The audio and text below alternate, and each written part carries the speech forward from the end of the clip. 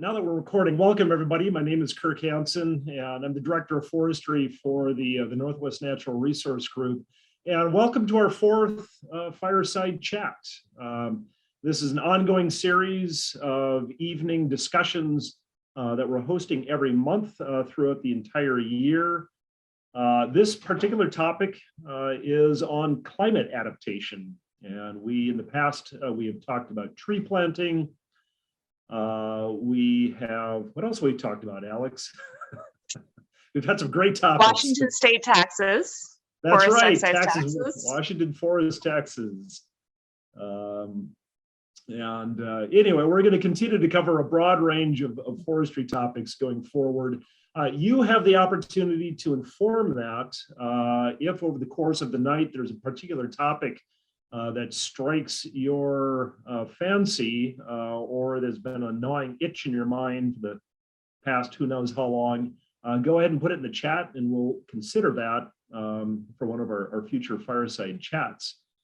So a little bit about our organization for any of you that may be new to us. The Northwest Natural Resource Group is a nonprofit organization. We specialize in conservation-based forest management and small woodlands management. We primarily work with small woodland owners, but also conservation groups, tribes, public entities.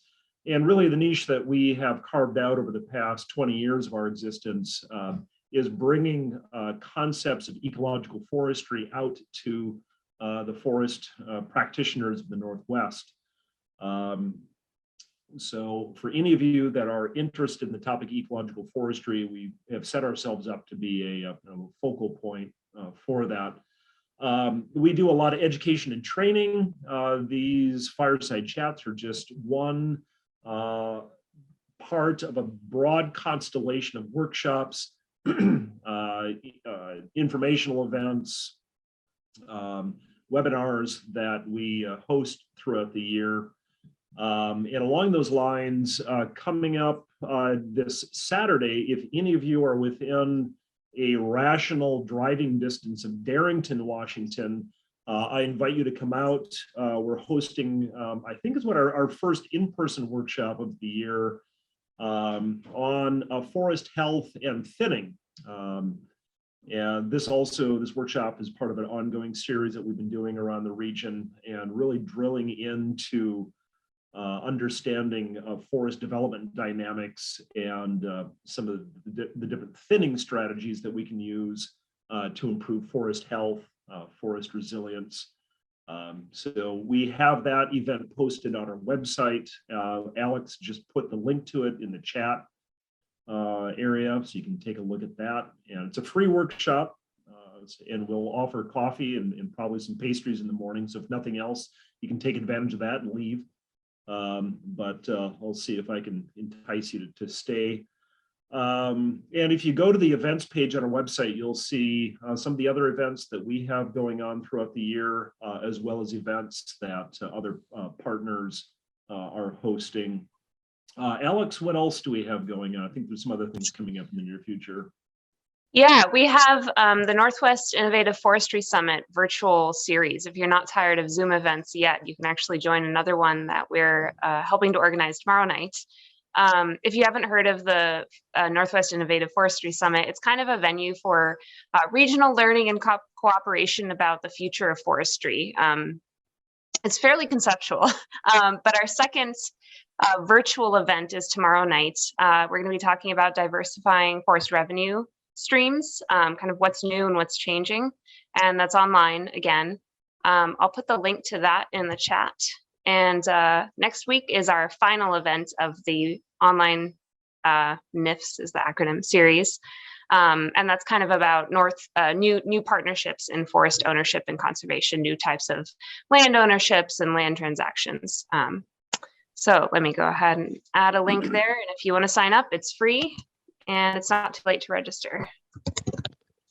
Great, thanks, Alex. And for those of you who have not met Alex before, she's our outreach director and is helping put together or helps manage all of our outreach events and basically our entire public media presence, websites, website, puts together all of our videos. So thanks, Alex, for everything you do to make us coherent to the public. All right, so tonight, again, the topic is climate adaptation, and a little bit about our agenda. I am going to provide a little bit of an introduction to this topic of climate adaptation. I'll talk for probably about 20 minutes, a half hour or so, and then open it up for a discussion. Throughout the entire evening, if you have a question, feel free to put it in the chat section down there at the bottom of the Zoom page. And Alex will take a look at those. And when I've finished blabbering on about climate adaptation, we'll take a look at the questions first, and then open up the whole forum here for a public discussion. And I expect with the number of people that we have here, we should have a pretty robust discussion. This is obviously a highly relevant topic that's on everybody's minds these days. So with that, I am going to attempt to pull up a presentation here.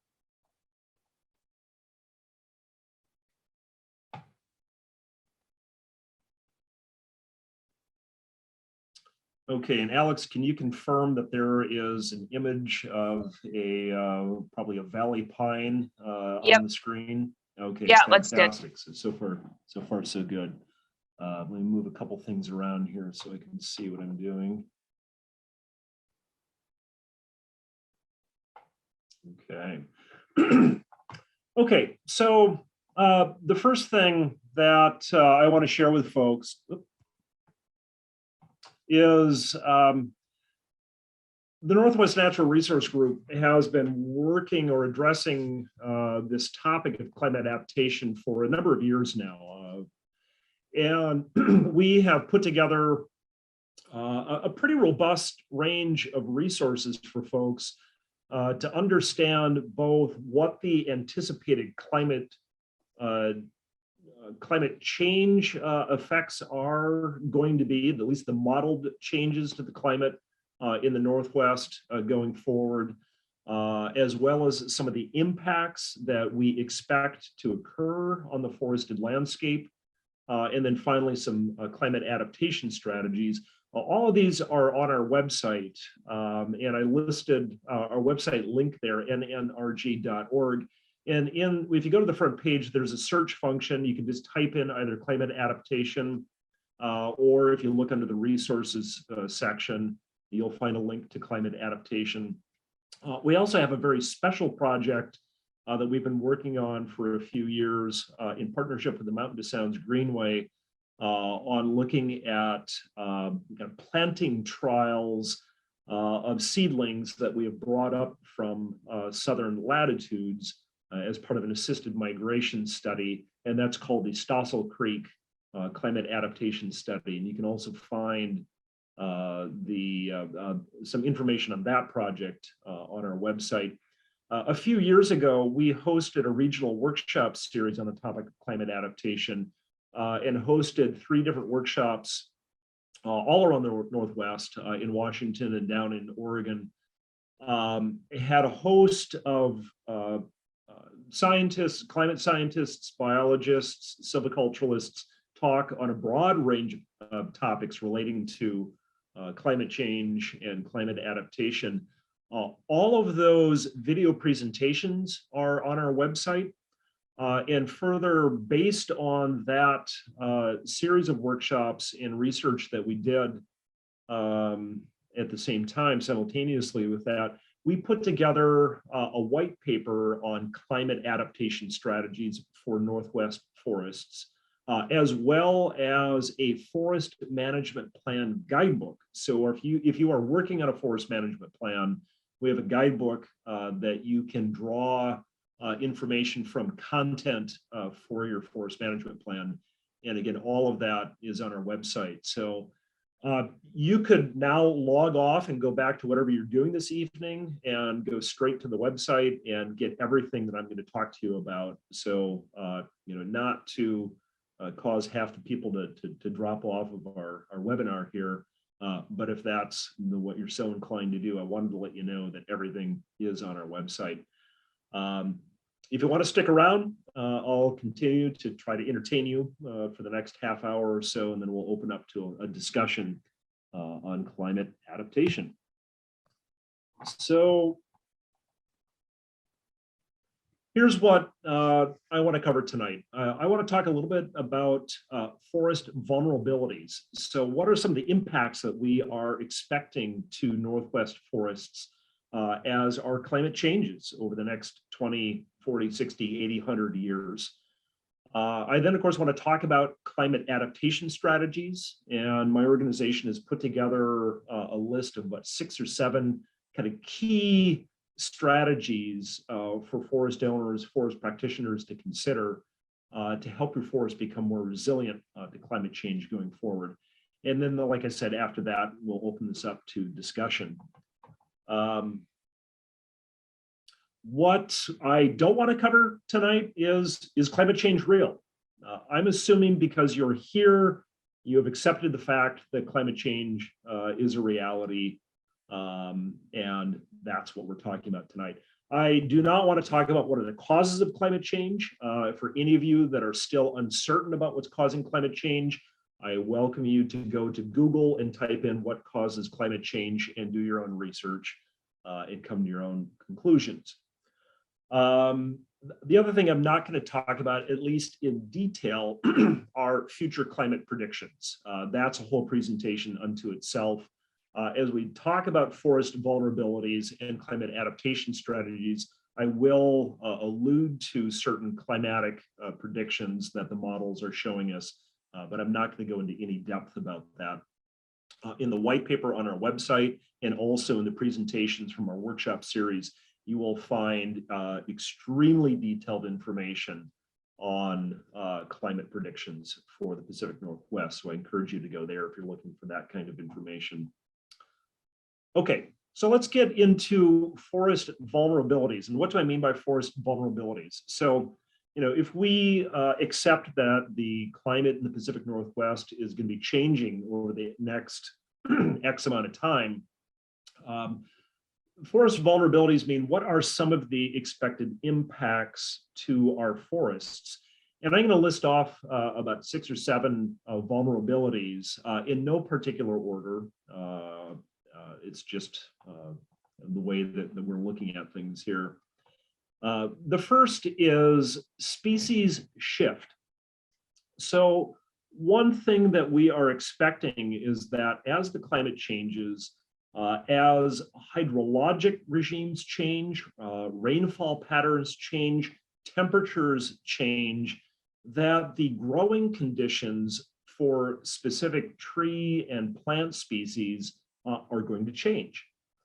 And as those changes take place, we'll begin to see a shifting of species across different locations on the landscape. So let me be a little more specific about that.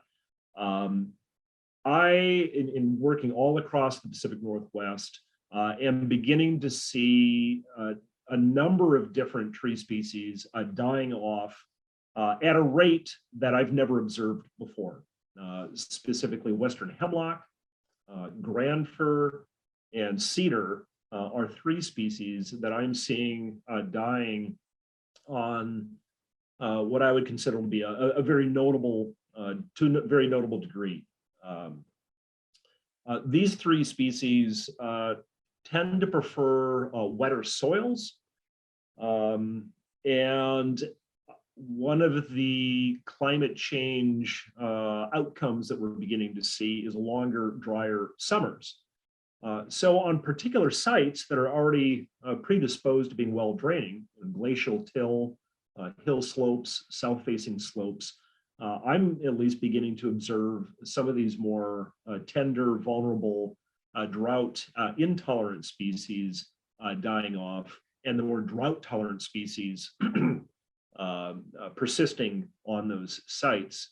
The reverse may be true, that with longer or maybe not longer, but wetter winters anyway, some sites on the landscape, may become more saturated for a longer period of time, and the dry site preferring species like Douglas fir, madrone, oak may not do as well on those particular sites.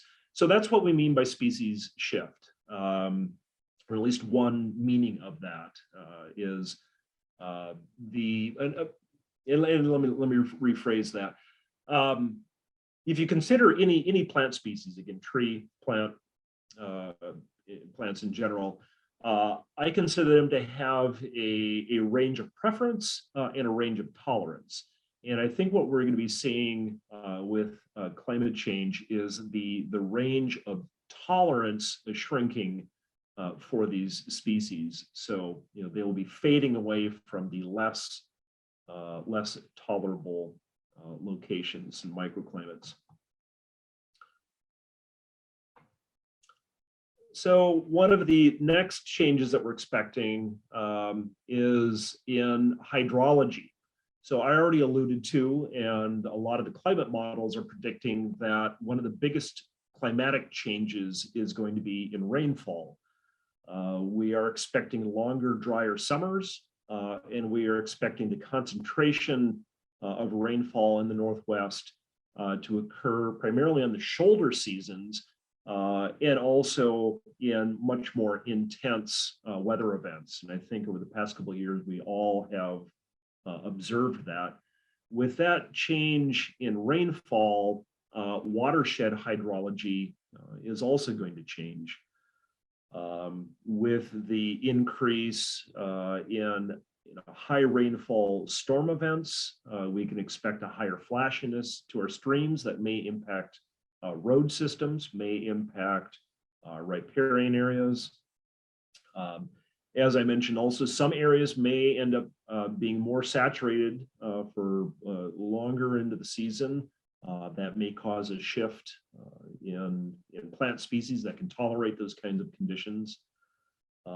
So that's just something that we're expecting, is changes overall to both regional and watershed hydrology. Insects. One thing that we are expecting with insects is that as the climate in general warms going forward, that some insects are going to be more favored. Whether these particular insects are or will be deleterious to trees and other forest plant species has yet to be seen. But that is an expectation that there will be an increase in activity of a broader range of insects, and some spectrum of those may have deleterious impacts on our forests. As this climate warms and we have fewer freeze events, that tends to be a control agent for insects. Some of the insects that are considered to be pests in the forest, some of the tree-boring insects, for instance, may persist longer and have a higher impact on some of our preferred tree species. Also, with the change in hydrology, change in temperature, change in soil conditions, that's all going to put more stress on trees. And one thing we know about some of the insects that affect trees is that as trees are stressed, they emit a signal that attracts insects to them. And so that could also be an increasing issue in our forests.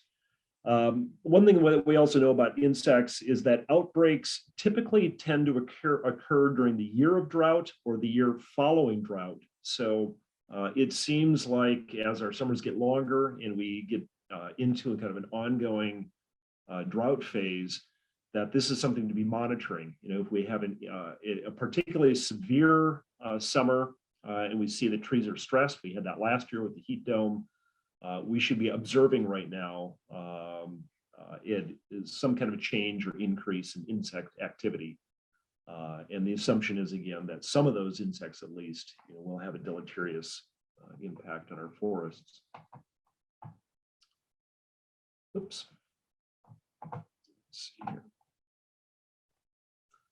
Pathogens, somewhat similar to insects, is that we are expecting certain pathogens. By pathogen, I primarily mean fungal pathogens as well as bacterial pathogens, that warmer climates will provide favorable environments to some of these pathogens. We know, for instance, that the armillaria root rot, as well as some of the cankers, the tree cankers, prefer warmer and drier summers. Since that is an expected change in our climate, we may see an increase in some of those fungal and bacterial pathogens that affect trees. Some of the foliar and rust diseases like sudden oak death and Phytophthora also favor warmer and wetter winters. Again, something that we're expecting. Higher rainfall in the winter time and warmer temperatures. So these range of bacterial, fungal, and rust diseases could increase in our forests, and again have significant impacts. Fire, obviously over the past, gosh, what has it been now, 10, 15 years, we have seen a steady increase both in fire frequency and fire intensity across the Pacific Northwest. With longer, drier summers, we expect the fire season to also become longer, and the opportunity for ignition of fires to increase. The models that we are using right now to anticipate fire dynamics in the Northwest, and again, I want to refer back to the workshop series that we did and the videos that are on our website to give you details on this, is that the probability for fire in Western Washington is still going to be very low, but when those fires do occur, the expectation is that they are going to be both much more catastrophic and burn a much broader acreage than they have in the past. One of the issues around that is something that we refer to as synoptic weather events. So when you get this combination of a dry and heavy east wind and a very low humidity in western forests, combined with the accumulation of dry biomass, it's going to create the conditions for very significant fires on the west side of Washington. So that's something to be looking for and planning for. And then, let's see, I believe this is the last, storm events. I've got one more after this. Again, we're observing that some of the most common storm events in the Northwest, wind events, rain events, are becoming much more extreme. They may be shorter in duration, but the intensity of these events are much greater, and therefore the effects of these kind of events are much greater. So we're expecting the extremes of these events to increase. So either the intensity of wind events or the frequency of occurrence of them, higher rainfall events or higher or more concentrated periods of high rainfall events to increase. And as well, I think I mentioned also higher rainfall during the winter months. The very last forest vulnerability is invasive species. One thing that we anticipate is that as the climate changes and as stress affects the ability of our native species to prosper, that some of the invasive species that are already in our region will have a better opportunity to colonize disturbed sites. Some of these species are already predisposed to be more aggressive than native species in colonizing disturbed sites, and with climate change, we expect that that opportunity for those species to increase. Further, as temperatures warm, it may create a more conducive environment for new species to come into our region and add to the host of boogeymen that we're already dealing with on the forest landscape. So that is the kind of the primary range of forest vulnerabilities that we have identified And that's just some food for thought. So I want to shift the conversation. I guess it's not conversation, it's me talking to you, but I want to shift to me talking now a bit about climate adaptation strategies, and hopefully shift the conversation a little more towards something positive and give you some constructive ideas that you can work with. One of the very first strategies that we recommend is just basic monitoring. Is knowing that there are changes to our climate and that these changes are going to affect our forest. It behooves all of us who are directly involved with forests to be much more attentive to changes in our forest. I mentioned one of the kind of most obvious changes to most of us is species shift. Some of the more vulnerable species beginning to die off. Paying attention to that. Are you observing a big leaf maple dying in your forest? I'm seeing that in my own family's forest. Are you seeing grand fir dying off? I'm seeing that in my family's forests. What other kind of changes? Are you seeing changes to hydrology? How is that change affecting your road systems and drainage systems? Things like that. So we need to kind of shift our thinking a little bit to just general monitoring, to starting to ask ourselves, what of these observations that we're making out there, are connected with climate change, and which are not, which are just, overall kind of general changes to our forest. That'll give us some clues as to how we can begin adapting. One of the more tangible, and I think probably one of the very best and central strategies for helping our forests become more resilient to climate change is beginning to manage to lower stand densities. We know that highly stocked stands where there's a high degree of competition between trees causes a lot of stress within the stand and stress to individual trees. And if soil moisture in particular is going to become a limiting factor going forward in the summer, then more trees per acre equates to more straws in the ground, sucking moisture out of the ground, equates to a higher stress across the entire stand. So as we begin designing our thinning prescriptions, whether it's pre-commercial, as in this stand, or commercial thinning, we should really begin thinking about thinning to lower densities than we have in the past in order to proactively avert some of the stress on trees going forward. And stress, again, primarily coming from lack of soil moisture as we move into later summer months.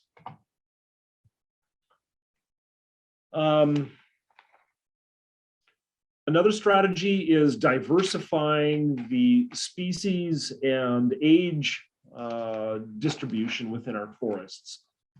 To the point of species diversity, since we're not entirely sure what the impacts are going to be on all species, there is a general understanding that it behooves us to maintain as high of a species diversity as possible to allow nature the opportunity to shift species around on her own, or to give us a broader template or broader palette of species to work with as we go forward. To put that into contrast, if we are dealing solely with a single species of trees, let's say a typical Douglas fir plantation, already an artificial ecosystem that is set up to be subject to all sorts of vulnerabilities, we don't have a lot of control mechanisms within that kind of an ecosystem to address external stressors coming in that may be exacerbated by climate change. However, we do know within more species diverse forests that include a broad range of conifers and hardwoods, there is a built-in resilience within those kinds of systems. So maintaining, again, more species diverse forests is a key strategy. Also, increasing age diversity within a stand. There is a general assumption, I'm not sure if we've had enough time to prove this out, that older trees are more resilient to some of the kind of annual climatic disruptions that we're beginning to see out there. Some of these older trees may serve as genetic lifeboats between generations of forests. And I think more as a precautionary approach, maintaining multiple ages of trees builds resilience into our forests.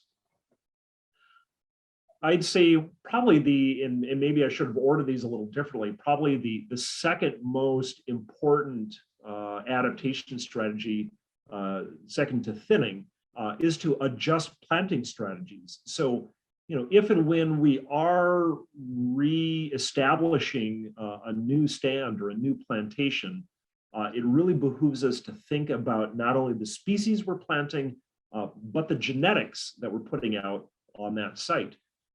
So as the old saying goes, right species for the right location, knowing that sites that are already predisposed to being dry are going to get drier. Some sites that are already wet may get wetter or wetter during a shorter period of time, or more wet during a short period of time. We want to think very carefully about the species that we're putting out there.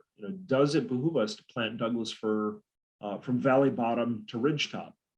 It may behoove us now, if we don't expect to have cedar or grand fir or hemlock up on the hill slopes, to be concentrating that down in the valley bottoms where we expect to do better, and put the more drought tolerant species, Douglas fir, maple, pine, up on those drier hill slopes or on drier sites.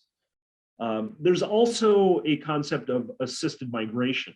And this is the notion of bringing the genetics, maybe the same species, Douglas fir, cedar, hemlock, pine, what have you, that already occupy our site, but bringing the genetic variants of those species that are growing in southern latitudes, Southern California, or Southern Oregon, Northern California, getting seed stock from those areas, bringing them up to our area and planting them out in order to introduce some of those genetics into our population of trees. The Stossel Creek planting project that I mentioned at the very beginning, and this picture is from that, is a project that is looking at bringing some of those genetics, seed stock from those southern seed sources up, planting them out and seeing how they're doing. And you can, I think we have at least a 2-year, 3-year update on that project now on our website. So you can read about some of the mortality issues and some of the survival issues that, or survival advantages that we're seeing with some of that planting stock. So that's the general notion behind that. A key tool out there to begin thinking about acquiring seed stock from southern locations is a tool that the U.S. Forest Service put together called the Seed Lot Selection Tool. And if you just Google that term, Seed Lot Selection Tool, you'll find this very interactive website that allows you to model what the anticipated climate of a particular location is in the future, and then where today are corollaries to that climate. Then you can begin looking in those areas to source seed stock if you want to begin bringing some of that up and interspersing that into your planting. Another strategy, controlling invasive species. Like I mentioned, we're expecting both the existing invasive species in our area to become more aggressive as disturbance creates opportunities on sites that, or reduces opportunities on sites for our native species to proliferate. And also new invasive species may be coming in. So getting ahead of that as soon as possible and controlling those invasive species to give our native species a better advantage is going to be key. And this is just a basic silvicultural strategy, but something that we need to be paying more attention to. And then also the issue of reducing fire risk. We haven't thought about that a whole lot on the West Side. I think we've lived in a relative state of comfort over here. The West Side is not that greatly affected by fires, at least not on a regular interval. But it behooves us now to begin thinking a little bit more about how to make our forests fire-wise, designing in fuel breaks. So if a fire does come into our forest or approaches our forest, it has a lower likelihood of continuing through the forest. Reducing fuels, pruning up branches to reduce ladder fuels, thinning our forests again to reduce some of the potential for fire to move through the canopy, different strategies like that. And then also supporting watershed hydrology, taking a closer look at our road systems, our drainage systems, and making sure that we're annually monitoring those. Are they set up in such a way that they can handle some of these severe storm events? Are culverts adequately sized to pass stormwater? Are roads shaped properly to shed water? Are ditches, cross drains, etc., all functioning as we expect higher intensity rain events? Also maintaining riparian areas being a tremendous buffer to storm events coming in off the upland, as well as some of the flashy experiences that we're expecting in streams. And then another kind of unique strategy, and this will only be relevant to those of you that have higher elevation forests where snow accumulation is expected, is actually designing into your forest management strategy the ability to sequester or accumulate more snow during the winter time. We are working on some projects right now with the Nisqually Community Forest, and then some other locations that are up above the 3,000 foot elevation where snow sticks around a lot longer, to begin cutting gaps into the forest, as we have recognized that gaps accumulate a higher snowpack over the winter time and may hold that snow later into the season, allowing the snow to a longer period of time to melt and benefiting downstream hydrology. So that's just another strategy for improving or supporting overall forest hydrology. So with that, I've covered a range of forest vulnerabilities, talked about at a very, very high level some adaptation strategies. Like I mentioned at the very beginning, all of these are summarized in our guidebook on our website on Climate Adaptation Strategies for Pacific Northwest Forests. You can go there and take a look at those. But at this point, and for the rest of the 20 minutes or so that we have of this fireside chat, I'd like to open it up and see, first of all, if any questions have come up from folks. It doesn't look like we have a whole lot in the chat right now. So Alex, if you have the ability to give people the option to unmute themselves, I'd love to open it up and hear both, what people are seeing, what kind of changes in your forest are you ascribing to climate change? Or what other kind of climate adaptation strategies, are you thinking about?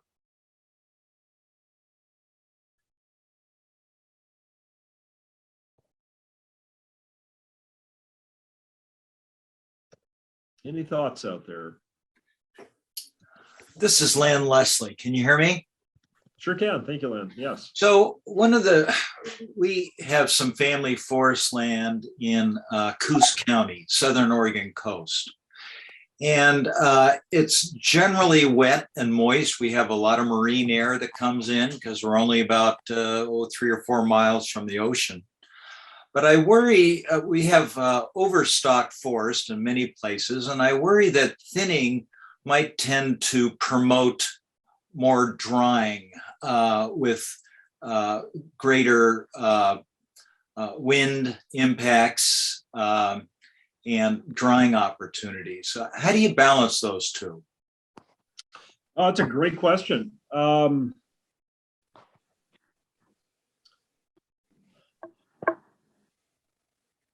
I'm not sure if I have a clear answer on that.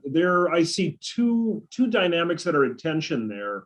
One is maintaining a forest at a higher stocking density, and this is assuming that it's a younger forest, increases soil transpiration. So you have that high stocking density, that fast growth in the young forest, taking more moisture out of the soil, transpiring it into the atmosphere. However, if you thin that forest, let's say too much, and this is, I think, what you're alluding to, you may open the canopy, allow winds, air to come in there, and wick essentially moisture off that forest. I'm not sure which of those two is the greater risk. That's a really good question, and maybe where the answer may lie is in the residual density that you thin to, and that what you may want to look at is taking the density of that forest down more slowly over time.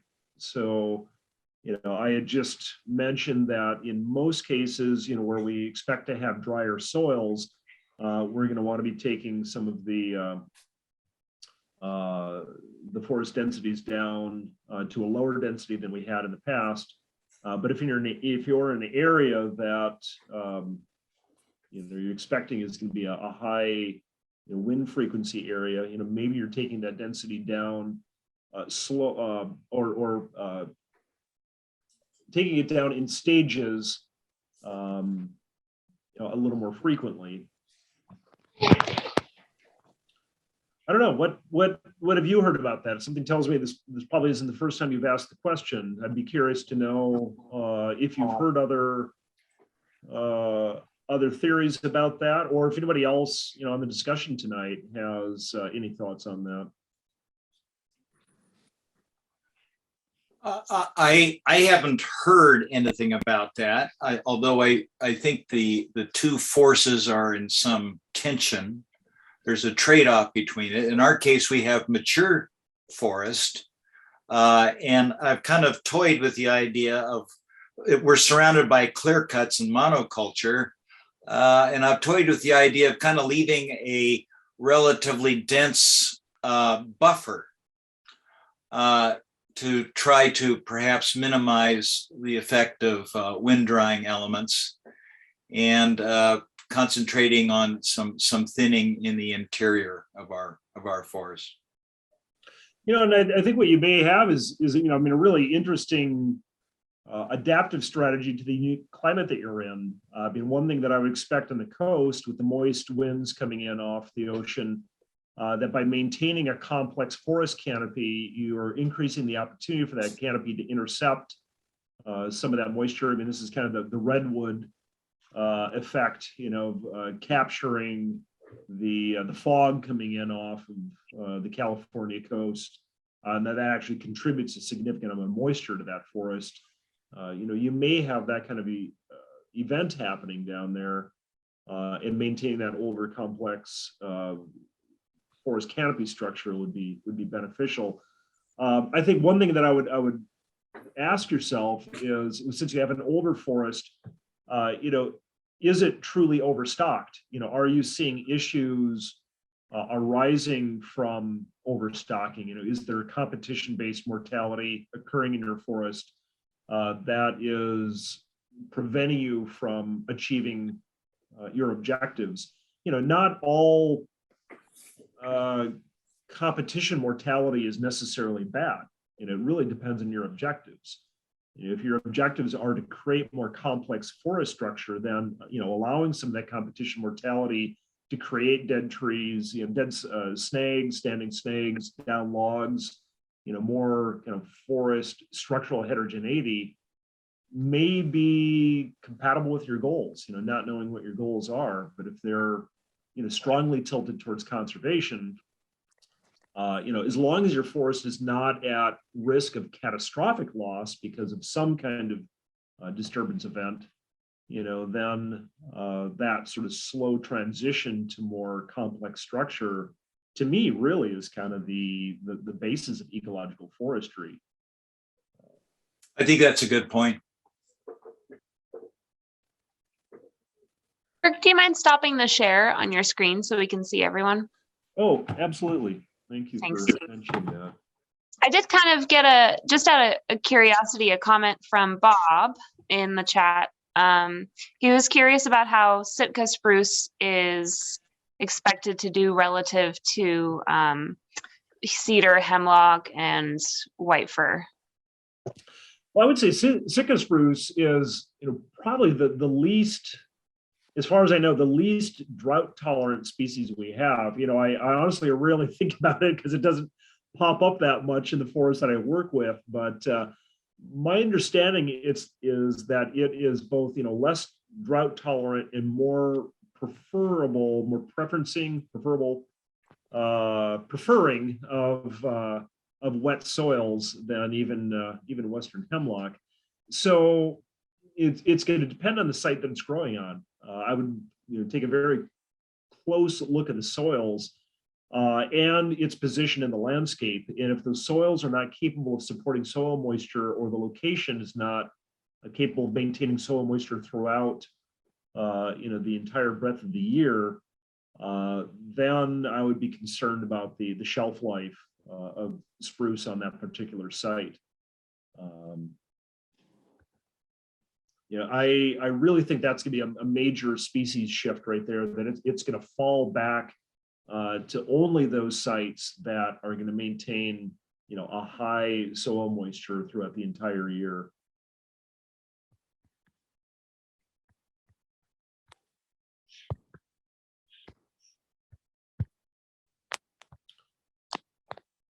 Any other questions or comments in the chat, or otherwise, just, again, folks out there, if you want to unmute yourselves. Here's how will alder and big leaf maple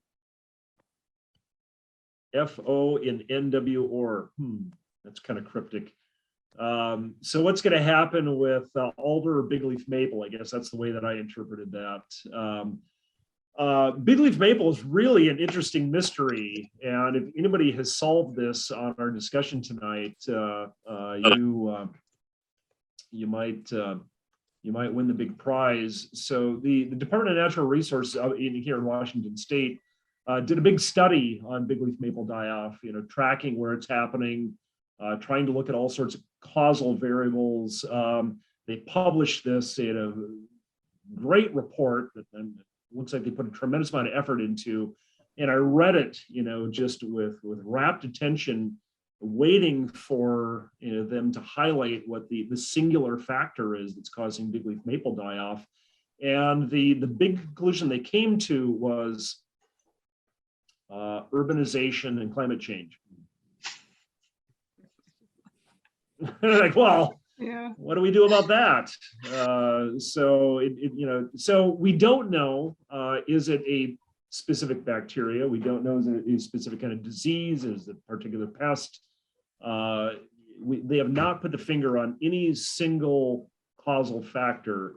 It's more this broad generalization of the stresses of climate change, a warming climate, changing soil hydrology, and then in some areas, the impacts of urbanization, which can be a very broad range of issues. So that's big leaf maple. I hate to say it, we don't know what the primary issue is there or what to do about it.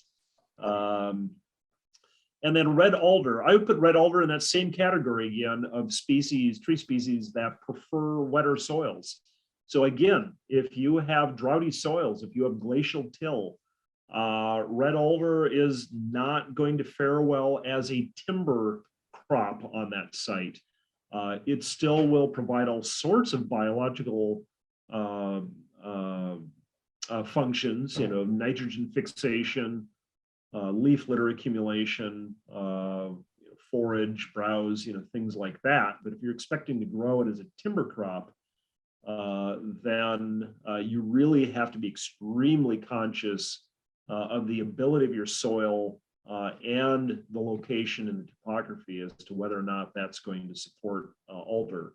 So if you're fortunate, like I am, to have a rich, loamy soil, a Centralia silt loam, and a so far fairly consistent rainfall, then alder is going to be, one of my cash crops of choice. But if I'm on the glacial moraine shoulders of the Puget Sound, Kitsap County, up around Potlatch, something like that, alder is not going to be where I'm going to put my money.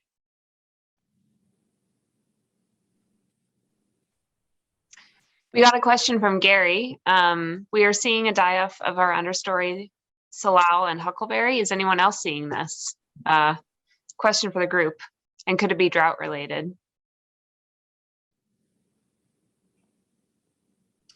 I would expect that to be drought related. Yeah, Gary, I think knowing your site, I think you're sitting on glacial soils up there, kind of North Puget Sound, and especially like last year with the heat dome, there's going to be these extreme shocks to. We keep talking about trees, but we sometimes discount the other plant species out there. What to do about that? I'm not sure if there is anything we can do about salal and understory shrubs that are being affected by the climate, other than begin maybe thinking about what other understory species could do well on that site. Maybe you want to begin introducing ocean spray, Polydiscus, that's even more drought tolerant, believe it or not, than salal, Oregon grape. Usually salal, Oregon grape are indicators of very dry soils, well-draining soils. You may want to begin looking towards the San Juan Islands for a species index of understory shrubs that do a little bit better. I see ocean spray up there. That's not always the ideal understory shrub to have. It can be quite a nuisance. Ask anybody who lives in San Juans and is trying to manage their forests, but depending again back to your objectives, what your objectives are, I would encourage you to begin thinking about species shift amongst the palette of understory shrubs you have in introducing some new species and see how they do. Rose, chinkabin could be kind of cool. Things like that.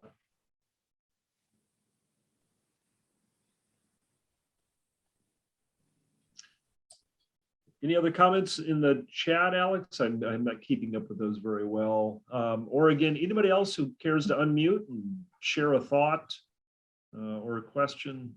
Kirk, you used an interesting phrase in the strategy session. You said that we should work to maintain our riparian areas.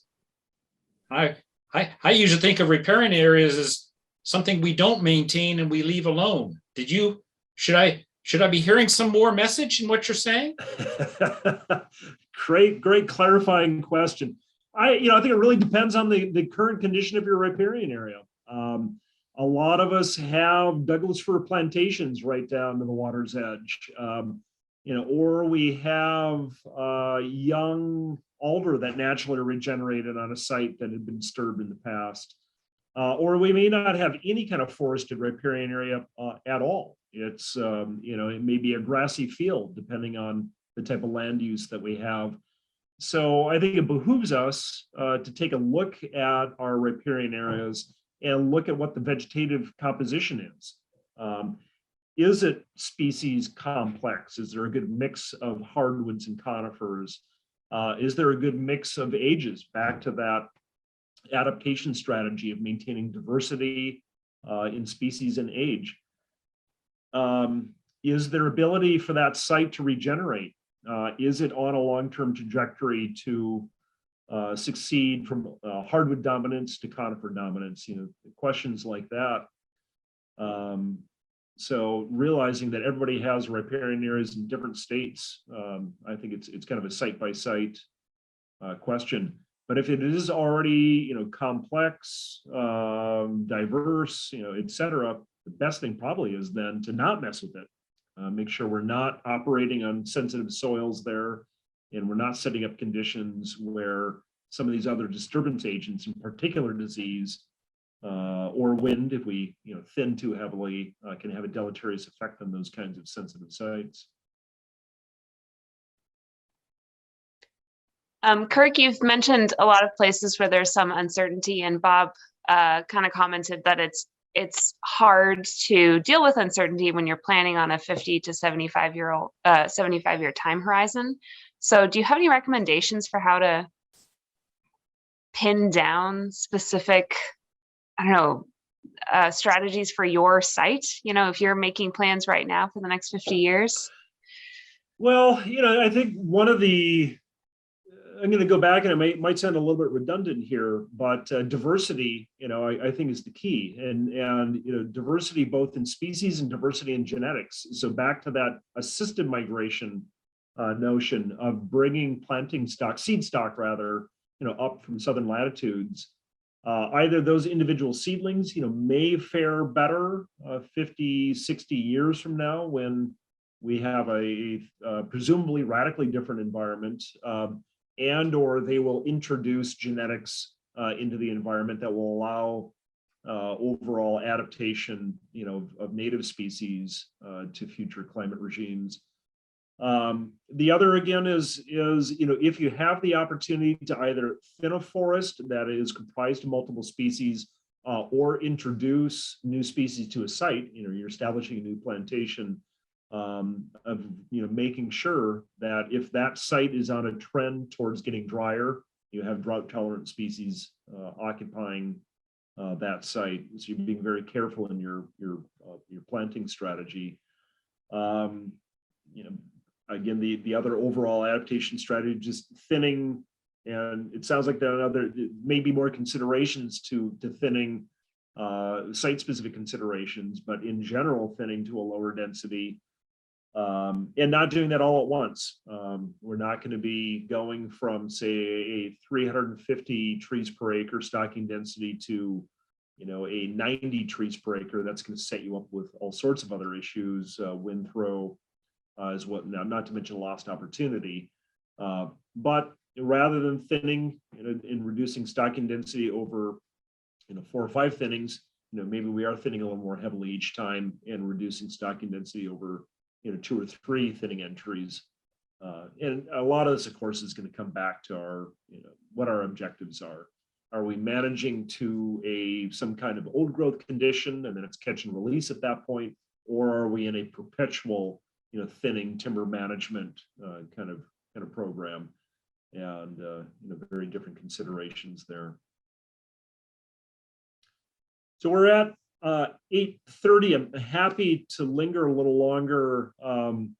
Would love to hear, if anybody else has any adaptation strategies that they've heard about. So far, this has just been the world according to NNRG, but we can't be the only people out there that are, scratching our heads over this. I'm curious if anybody else has, their own unique ideas of what can be done, should be done. And if you're too shy to share it with everybody, please, email us so we can consider that. I'd like to liven this up and ask Bob Jimerson to elaborate on his question about Japanese knotweed. I missed that. Please. This is getting exciting now. Let me see if I can unmute here. You're successful. Thank you. It seems foolish to ask the question, but we've all been on enough of these to know that the question needs to be asked. So our property's in the Nehalem Valley, Clatsop County, northwest corner of Oregon. And I'd say 5 or 6 years ago, we saw a little patch of knotweed show up and didn't really understand what it was. Thought it was kind of cute. These big leaves popped up. We had leased the property out for cattle grazing. The cattle did a good job of knocking down the knotweed, we thought, until the cattle left. The knotweed exploded. That winter, the river came up and washed away the riverbank. The knotweed, 6+ feet tall, dense canopy, shades everything else out. And then, unfortunately, it dies and goes to ground level during the winter. So it just left the riverbank exposed. And I don't know how many yards, hundreds of yards of riverbank we lost from that one little patch. And it's been a multi-year project to stabilize that. And unfortunately, we see knotweed showing up across the river. We all love beavers, especially those of us who went to school in Corvallis. But those critters love to chew on knotweed, drag it down to the river, and then watch it float away. It's really a maladaptive strategy, but that's what they do. So that it's a bit of a hot, but that and Scotch broom are a bit of a admittedly hot button item for me. But took a float down the lower Nehalem and from LC down to the coast, and to see what's happened to that riverbank is just, it's tragic. I don't know how you recover something that is that far gone, which kind of energizes me to try and work with folks further upstream where we are to say, you know, if Grandpa had done something about Scotch broom, we think he was a hero. Since he didn't, now it's our chance to be a hero looking back 50 years. So that's the genesis of my comment is, you know, just watching a riverbank disappear and then having to step in pretty aggressively with chemical control, and then bringing in kind of some mitigation grass seed to try and stabilize the turf, and you know, having come back 3-4 years or so in a row just to knock down that one patch and then discover more patches all around us. It's a bit like living in Mariupol at the moment. There's just bombs going off everywhere. So thanks for reading the question. Thanks for asking. Yeah, Bob, I just want to add that I took a weekend warrior kind of approach to trying to control a patch of knotweed on our place near the Coquille River, where it's tidally influenced, using crossbow, and I was unsuccessful for about 3 or 4 different years, not in succession. But then our local watershed association had a grant to control it. They came out once, they hit it once with a formula, and it's never come back. So it was very successful. I just encourage people who have that problem to consult with somebody who's licensed and who knows what they're doing. And in our experience, the one hit eradicated it. Wow. I'd love to know what they use. I consulted with the Clatsop County Soil and Water Conservation District, and while we were waiting for paperwork to process and pandemics to pass, the chemical that rose to the top of the heap was rodeo. It's a glyphosate compound that's approved for in-water use. So if you have family in the South with a bass pond, you can spray this stuff in the bass pond and knock out the cattails, supposedly without messing with the vertebrates or invertebrates. And it did a good job of knocking it down, but it certainly was not a one-shot deal. And then finally last year, the county folks were able to come out and they sprayed a new patch, and we'll see here in a few weeks how successful that was. But I kill it early, kill it often, kill it every chance you get. That's my simple advice. Well, you know, and someday you're going to be that grandfather who the grandkids will be looking back on and say, was he a hero, or was he, did he was not able to address that issue? And I completely agree. I'm dealing with an extraordinary population of Himalayan blackberry on some family land that we somewhat recently acquired, and asking myself that same issue. Do I aggressively deal with this now, at whatever cost that is, or do I not, and see that cost compound over time? It's always cheaper to do it now than to do it 10 years in the future. So fortunately, also on that note, there are a variety of sources of public funding that can help with this. We've talked in the past about the Environmental Quality Incentives Program, some of the Farm Bill funding that can be used to address invasive species and replace them with native species. Kirk, last thing before I remute myself, if anybody needs a very graphic case study in your point of get it early, would invite them to drive from Tacoma to Portland on I-5. I'd give it maybe 2 weeks until the Scotch broom is in bloom, and think to yourself, if there was one plant per mile, how could we deal with this? If there's now one plant per square yard, what's the solution look like? I mean, yeah, ounce of prevention is worth 200,000 tons of cure for things like this. So thanks for letting me vent. I feel better. I'll sleep well. And now I will put myself and quit monopolizing the conversation. I think we have That's to all devote a right. whole fireside chat to invasives because we've gotten a couple of requests from people in the last couple of weeks, and it's obviously a hot topic Yeah, absolutely. without a lot of good Well, answers, maybe. Word from the wise. No, thanks, Bob.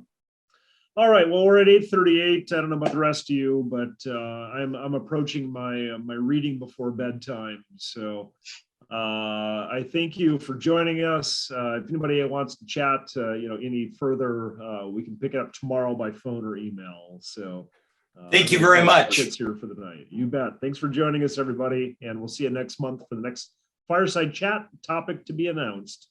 Yep. And I'll share some resources with you over email. Thank you. All right. Good night.